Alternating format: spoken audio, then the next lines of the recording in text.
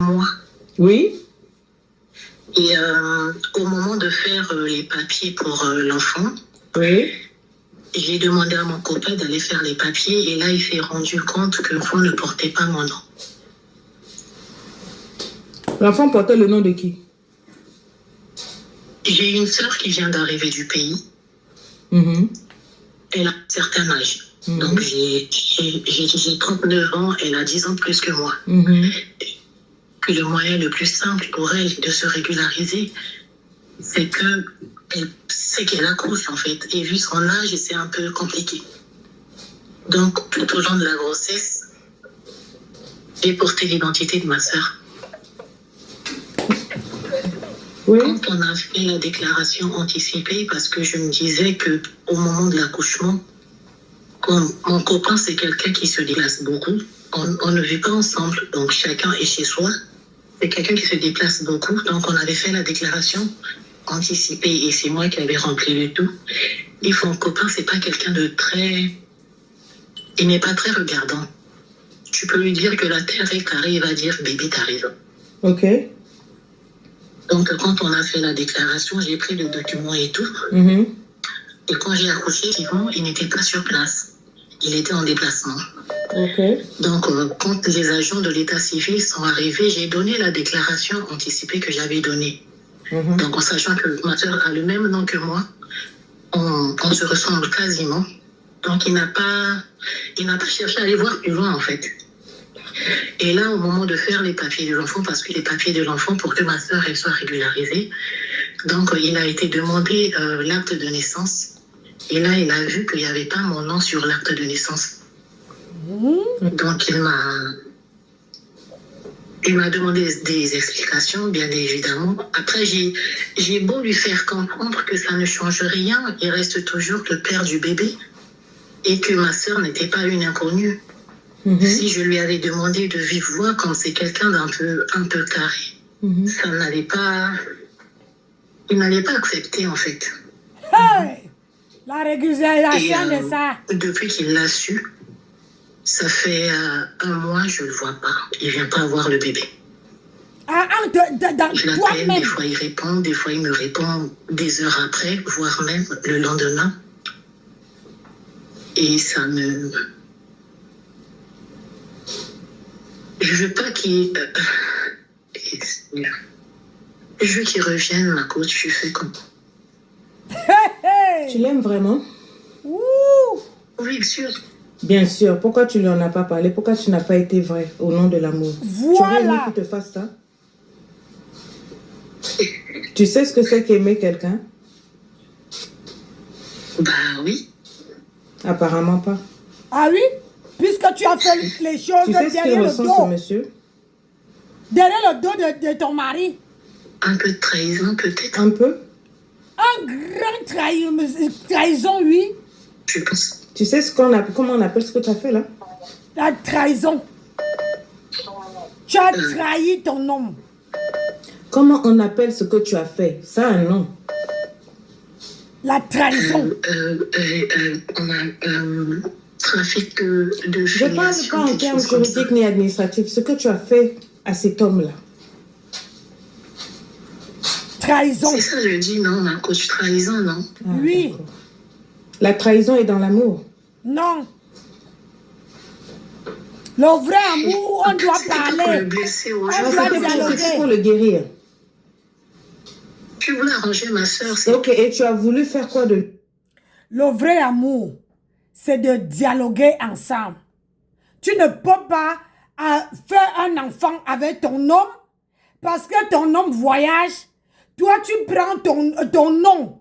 Tu portes l'enfant dans le ventre. Ton mari voyage, il sait que tu es enceinte.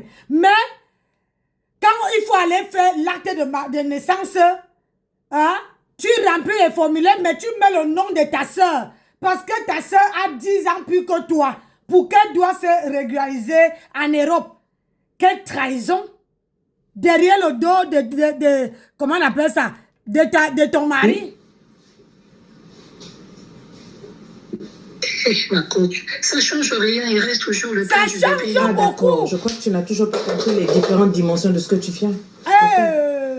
Vous êtes Tu as abusé de sa confiance. Oui, grave même. Tu aurais pu lui parler au moins. C'est ça. Au moins à lui. Oui. C'est son enfant. Oui. Comment tu veux qu'il te fasse confiance pour la C'est toujours son enfant. Non. Quand tu vas arranger, il faut déjà réaliser que ce que tu as fait là, c'est grave. Voilà. Tu as souillé ce monsieur, tu l'as trahi. Comment tu veux qu'il te fasse confiance quand il n'était pas regardant? Parce qu'il n'est pas regardant, il mérite ça. Je comprends ce que tu as fait.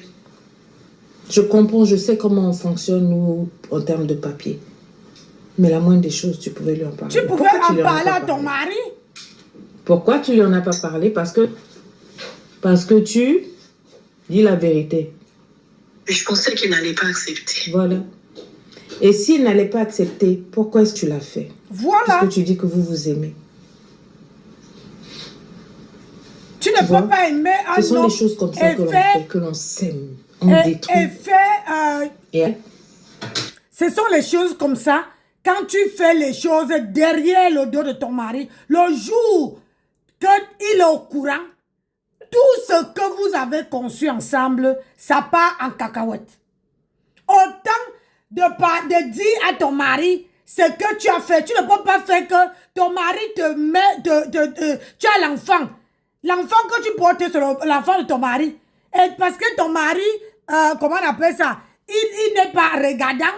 Ça veut dire que lui ne regarde pas les papiers. Toi, tu prends le nom de ta soeur, de ta grande soeur, tu mets sur le papier de l'enfant. Tu crois que l'homme là veut sentir quoi? Hein? Tu dis que ce n'est pas, ça ne change rien. Ça, on appelle ça grande trahison. Une trahison qui n'a pas de nom.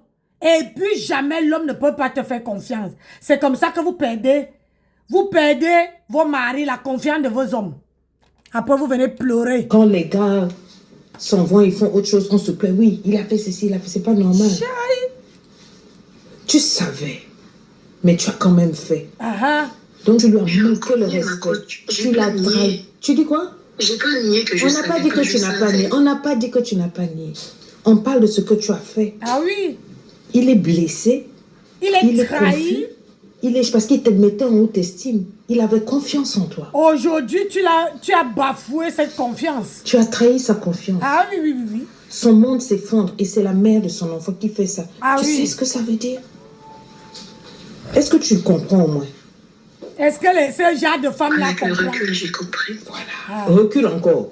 Voilà, il faut encore reculer plus loin pour comprendre. C'est ce que tu as semé. Tu dois récolter.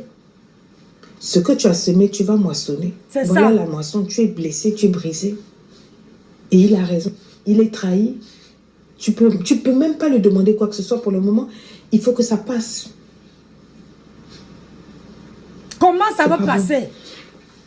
C'est pas bon. Je veux juste qu'il fasse les papiers, vu que c'est lui le patron français, juste qu'il fasse. En plus, c'est lui le petit. Est-ce que tu te mets même à la place du monsieur? Tu sais ce que tu viens de faire? Ça veut dire que comme ton mari est français... Tu veux encore qu'il n'a qu'à aller faire les papiers, c'est lui le... Et c'est lui, il doit encore aller faire les papiers. Tu viens de trahir ton mari. Et ton mari doit aller faire les papiers à ta soeur. Non, moi, tu peux parler avec moi. Mais j'espère que tu n'as pas cette attitude devant lui. Il ne te doit rien. S'il veut, il le fait. Toi, tu vas faire. Tu vas le forcer. Tu n'as pas de remords, c'est-à-dire tu tiens mordu que c'est... Les femmes, c'est une trahison. Oh, c'est-à-dire, parfois, vous avez quelque chose en main comme ça, là. Vous avez quelque chose en main, mais vous ne connaissez pas la valeur de ce que vous avez. Quand que cette chose-là part, c'est là que vous mettez... C'est là que vous prenez conscience que ce que j'avais, qui était dans ma main, là. Mais une femme ne peut pas faire ça. Tu ne peux pas prendre l'enfant de ton mari. Tu peux faire porter, on dirait que c'est ta soeur qui a accouché cet enfant. Déjà, si ton mari s'il est vraiment méchant, il peut te porter plainte. Et tu fais la prison. Ce n'est pas parce qu'il est français. S'il te porte plainte, tu fais la prison, ma chérie. On appelle ça une grande trahison. C'est à cause de vous comme ça là. Il y a beaucoup de gens ici qui ne peuvent pas avoir les papiers. Parce que vous abusez. Vous êtes prêts à tout pour aider vos soeurs, jusqu'à sacrifier l'amour de ta vie, jusqu'à sacrifier l'homme avec qui t'a mis en haut, qui t'a honoré, qui t'a donné la confiance, qui t'a donné tout. Tu mets tout ça. Est-ce que ta soeur peut faire pareil? Est-ce que ta soeur peut sacrifier son bonheur pour toi? Chère madame, il faut réfléchir. Est-ce que ta soeur peut sacrifier son bonheur pour toi? À méditer. C'était Nancy Beauté Beauty.